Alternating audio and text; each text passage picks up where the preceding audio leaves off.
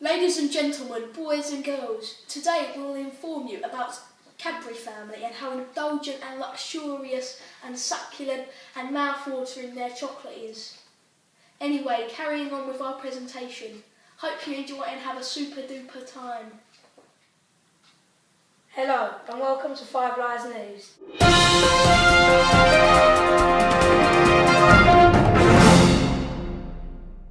Today's top story: will multi-millionaire entrepreneur John Cadbury change the world or break it? This will be our main focus on today's stories.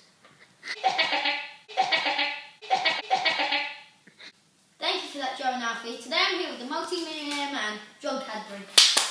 Woo! Oh yeah! So how are you, sir?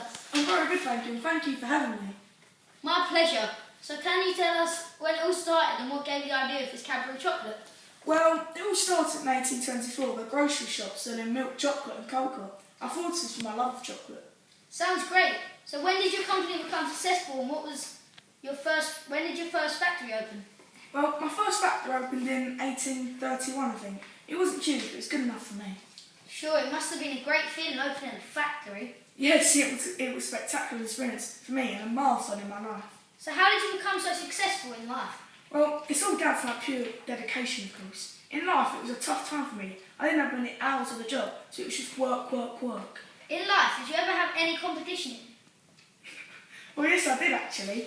A man named Roundtree. It was a big competition ring and was always on my tail to catch my success. So there were some quite extraordinary parts of your life. What do you think was the most important in your lifetime?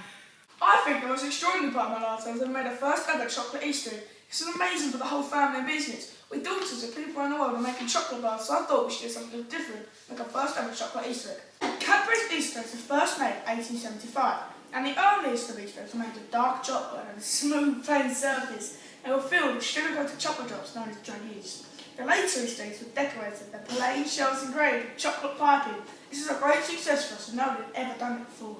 Ah, well, this is very interesting, Mr. Cadbury. But do you have any other events that you think are not as important as your other great successes?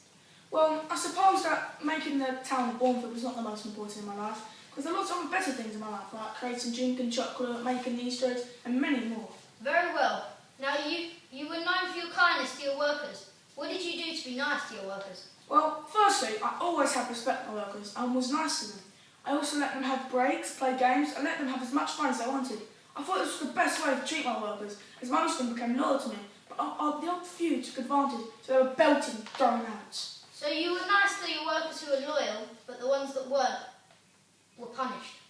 Yes. Very well. Well, that's some of the main points of John Cadbury's life. Back to you in the studio. And just before, I just want to remind you to buy some of our lovely, luxurious chocolate bars. Back to the studio.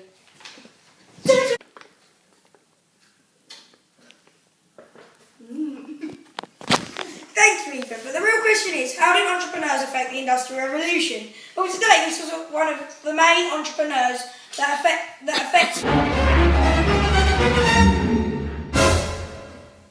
But there are so many more. This affected the Industrial Revolution as they made us what we are today.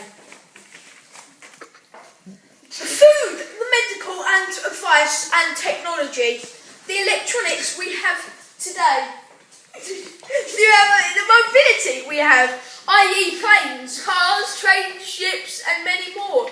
But the most important thing about these people is that without them we wouldn't be here today to eat our food, to have our technology, to have our mobility and to do what we do today.